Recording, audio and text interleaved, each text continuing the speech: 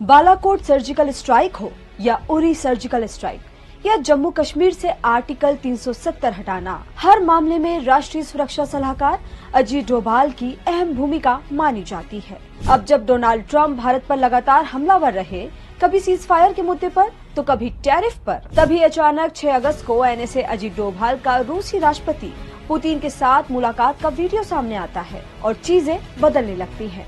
और अब कुछ दिन बाद डोभाल ही बताते हैं कि पीएम मोदी इसी महीने चीन का दौरा करेंगे। आखिर 80 साल के डोभाल पर इतना भरोसा क्यों करते हैं पीएम मोदी, जानेंगे मंडे मेगा स्टोरी में भारत के जेम्स बॉन्ड की पूरी कहानी।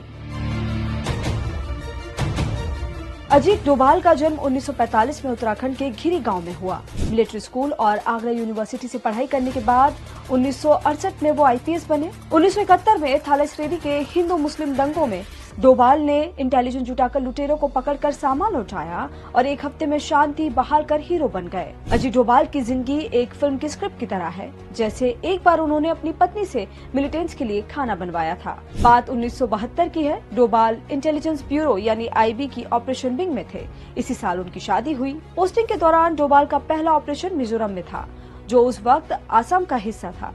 1966 से मिजो नेशनल फ्रंट यानी एमएनएफ और उसके नेता लाल डेंगा ने भारत से आजादी के लिए सैन्य विद्रोह छेड़ा हुआ था। स्ट्रेटेजिक एनालिस्ट नितिन गोखले के मुताबिक अजीत डोभाल मिजो नेशनल फ्रंट के ठिकानों में अंडरकवर बनकर घुस गए थे और उनके कमांडरों से अच्छी दोस्ती कर ली। 2006 में एक अखबार को दिए इंटरव्यू में डोभाल ने खुद बताया था, एक बार मैंने विद्रोहियों को अपने घर खाने पर बुलाया। उन सभी के पास हथियार थे।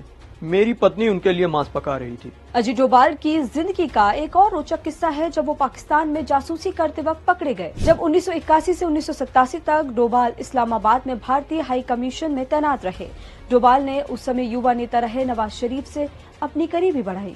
डोभाल खुद बता चुके हैं कि लाहौर में वो एक मुसलमान के वेश में रहे थे, लेकिन एक दिन मस्जिद से बाहर निकलते हुए लंबी दाढ़ी वाले व्यक्ति ने उन्हें रोक लिया और पूछा, तुम हिंदू हो? क्योंकि उनके कान छिदे थे। बाद में उसी आदमी ने बताया कि वो भी हिंदू है, लेकिन